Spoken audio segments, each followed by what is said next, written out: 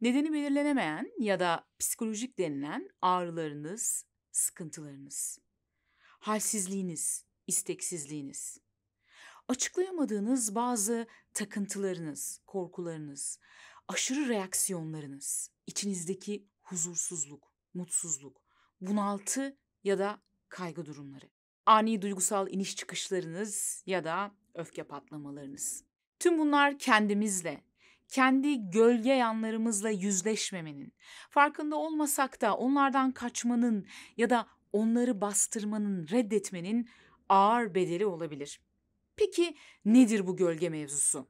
Nasıl oluyor da bizi bedensel ve ruhsal olarak bu kadar etkiliyor?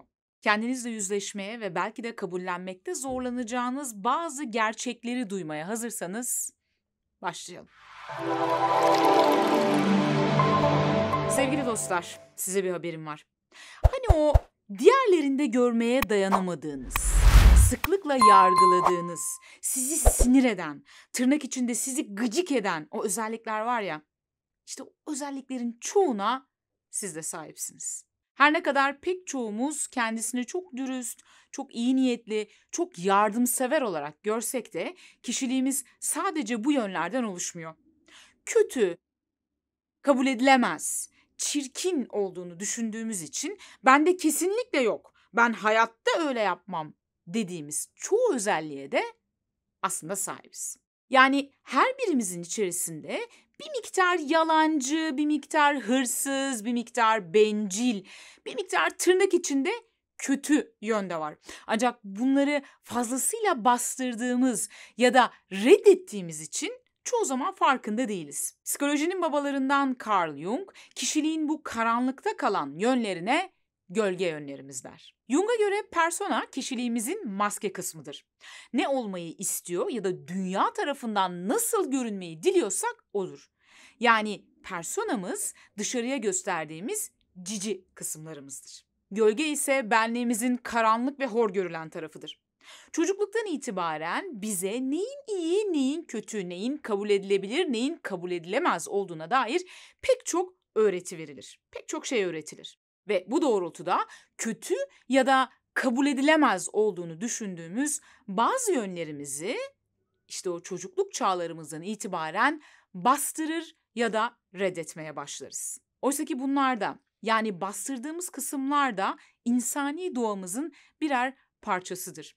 Kişiliğimiz iyi ya da kötü diye etiketlediğimiz tüm özelliklerimizin bir toplamıdır. Bir kısmını bastırarak ya da reddederek bizi biz yapan o parçaları da reddetmiş oluruz. Ayrıca o reddettiğimiz parçaların içerisinde benliğimizin yaratıcı ve som altından parçaları da vardır der psikanalist Robert Johnson. Bunları bastırmaya, reddetmeye başladığımız andan itibaren bir bütün olan kişiliğimiz bölünmeye başlar. Bu yönleri bastırmış olmamız ya da reddetmiş olmamız onların yok oldukları ya da bizi etkilemedikleri anlamına gelmiyor. Bastırılan gölge bilinç dışına itilir ve orada büyümeye, gelişmeye ve davranışlarımızı etkilemeye devam eder. Ve biz farkında olmasak da o artık oradadır ve nedenini anlayamadığımız pek çok davranışımızı yönetmeye başlar. Sebebini bilmediğimiz ani öfke patlamalarımız, durduk yere gibi görünen tetiklenmelerimiz, çeşitli takıntılarımız, korkularımız, arzularımız, ani duygusal iniş çıkışlarımız ve nedenini anlayamadığımız pek çok duygu, düşünce ve davranışımızın altında bastırılmış, reddedilmiş, orada olduğunun farkında bile olmadığımız gölgelerimiz yatar. Gölge fark edilmedikçe, bastırıldıkça, reddedildikçe daha da güçlenir ve şiddetlenir. Çünkü gölge aydınlanmak ister, açığa çıkmak ister ve siz bunu bastırdıkça, farkında olmasanız bile bunu reddettikçe form değiştirir ve bazen daha sapkın ve şiddetli yollarla kendini göstermeye çalışır. Bu anlamda cinselliğin çok fazla baskılandığı toplumlarda bazı sapkın davranışların daha sık görülmesinin pek de sürpriz olduğunu söyleyemeyiz. Gölge aydınlanmak, aydınlığa çıkmak, itildiği bilinç dışından bilinç yüzeyine doğru çıkmak ister demiştik.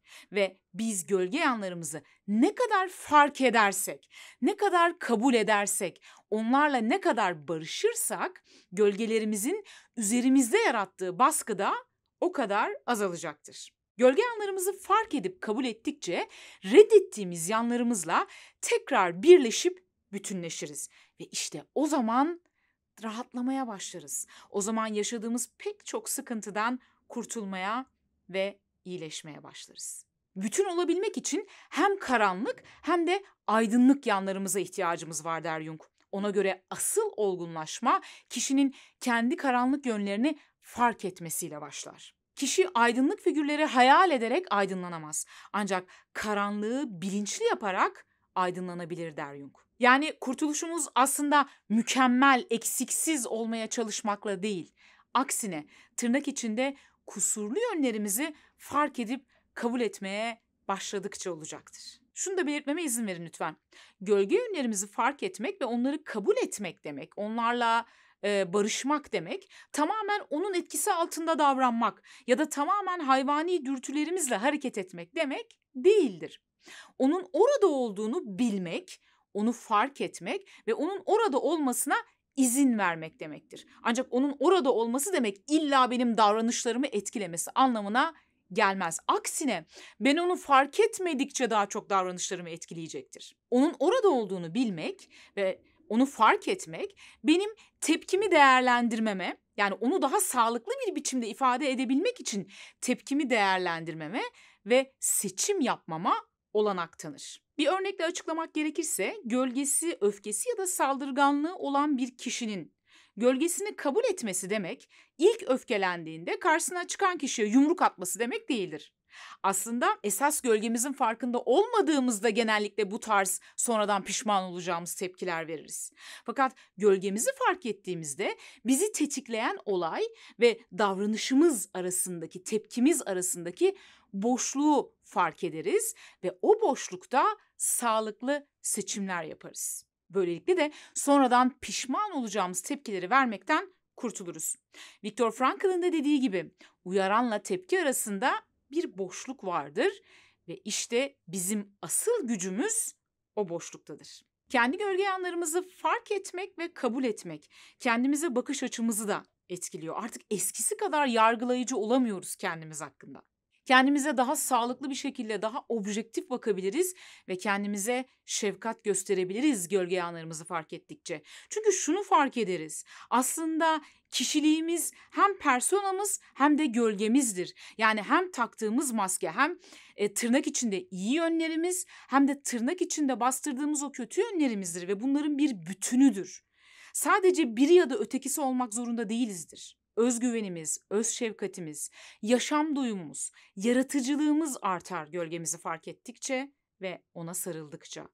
Aynı zamanda geleceğe dair daha net ve sağlıklı hedefler belirleyebilir hale geliriz. Kendimizi tanıdıkça ve karanlık yönlerimizle yüzleşmeye başladıkça sadece kendimize karşı değil, dış dünyaya ve diğer insanlara karşı da daha anlayışlı, daha şefkatli olmaya başlarız. Yaşamla ve diğer insanlarla ilgili katı inançlarımız ve yargılarımız da değişmeye, esnemeye başlar ve yaşama karşı da daha esnek bir tutum sergilemeye başlarız. Peki gölge yönlerimizi nasıl fark edebiliriz? Şimdi baştan söyleyeyim. Yani bu çok kolay bir şey değil. Biraz acılı bir yol. Ne de olsa bastırdığımız, reddettiğimiz, yani vakti zamanında bastırdığımız için orada olduğundan haberimiz bile olmayan çoğu yönümüzle yüzleşmek zorunda kalacağımız bir süreç. Dolayısıyla aslında belki de bir psikoterapist eşliğinde çok daha verimli olarak yapılabilir. Ancak bu demek değildir ki herkes her zaman sadece psikoterapistle bunu yapabilir. Hayır, kendi kendimize de yapabileceğimiz bazı şeyler olabilir. Gölgelerimizi fark edebilmek için öncelikle onları nereye yansıttığımıza bakabiliriz. Gölgelerimizin farkında olmadığımızda onları yansıtırız ve bunu genellikle iki şekilde yaparız. 1. Başkalarını yargılayarak. 2. Başkalarına karşı aşırı hayranlık duyarak ve onları idolleştirerek. Yani diğer insanların sizi delirten, tırnak içinde sizi gıcık eden amiyane tabirle yönlerine şöyle bir bakın. Ya da kimleri idolleştiriyorsunuz, kimlere aşırı hayranlık duyuyorsunuz bir gözlemleyin. bunlar size çok fazla şey anlatacak. Çünkü başka insanlar bizim yüzleşmekten çekindiğimiz, bastırdığımız, reddettiğimiz o yönleri tetikleyerek bizi bize gösteren aynalarımızdır aslında. Mevlana zamanında ne güzel söylemiş. İnsan insanın aynasıdır. Yüzünü görmek isteyen cama bakar. Özünü görmek isteyen cana bakar. Yani nefret ettiklerimizde, diğerlerinde hayranlık duyduklarımızda bir şekilde bizi bize yansıtıyor. Kabul etmesi çok zor geliyor değil mi ilk başta? Yani nasıl ya? Yani ben mesela sıklıkla eleştirdiğim, hayatta ben bunu yapmam dediğim, ay ne kötü dediğim o şeyler aslında bende de mi var? Ya da bir şekilde benle ilgili bir şey mi bana anlatıyor? Şöyle düşünün. Diyelim ki bir kişi gerçekten sevilmeye karşı çok aç. Kendini içten içe çok değersiz hissediyor. Sevilmek istiyor. Ancak bunu kabullenmekte zorlanıyor ve bu isteğini ısrarla bastırıyor, reddediyor. Bu tarz bir kişinin diğer insanların yaşadıkları ilişkileri, işte aşk ilişkilerini, romantik ilişkileri sıklıkla yargılaması, suçlaması ya da benim hiç ilişkiye ihtiyacım yok, hiç istemiyorum demesi olasıdır. Ve bunu yaptığında aslında içten içe o bastırdığı özlemini yansıtıyordur.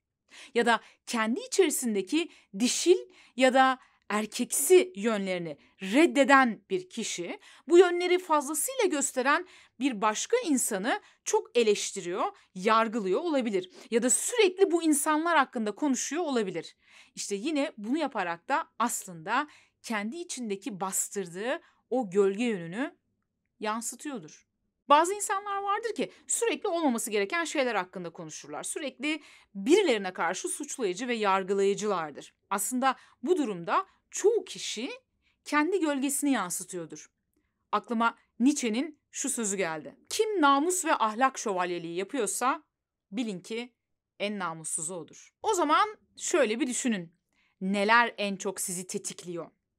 En çok neleri yargılıyorsunuz? En çok neyin ardından aşırı reaksiyonlar veriyorsunuz ya da sonradan pişman olacağınız tepkileri gösteriyorsunuz? Sizi tetikleyen bu olaylar size sizinle ilgili ne anlatıyor olabilir? Acaba hangi ihtiyacınızla ilgili olabilir? Kişinin kendi gölgeleriyle yüzleşebilmesi için öncelikle kendi duygu, düşünce ve davranışlarını gözlemleyebilmesi ve analiz edebilmesi gerekir. İşin ilginç yanı sadece kötü özelliklerimizi değil, kabullenmekte zorlandığımız için iyi özelliklerimizi de yansıtırız. Psikanalist Robert Johnson, Gölgene Sahip Çık isimli kitabında bu durumu şöyle tanımlıyor. İnsanlar en karanlık yanlarından ne kadar korkarlarsa soyluluk kapasitelerinden de o kadar korkarlar. Kahramanlara tapma kapasitemiz katışıksız gölgedir. Bu durumda en iyi niteliklerimizi reddeder, bunları bir başkasının üzerine atarız. Açıklaması zordur ama çoğu zaman soylu özelliklerimizi taşımayı reddeder, onların yerine ikame bir gölge buluruz. Özetle dostlar, iyisiyle, kötüsüyle kendimizi bir bütün olarak kabul ettiğimiz zaman iyileşme başlayacak. Ve o hep aradığımız derman aslında hiç tahmin etmediğimiz bir yerde. Reddettiğimiz, bastırdığımız kendi benliğimizde. Gölgelerinizi fark edin ve onlara sahip çıkın. Onları kucaklayın. Bir de bakacaksınız ki derdiniz, dermanınız olmaya başlamış.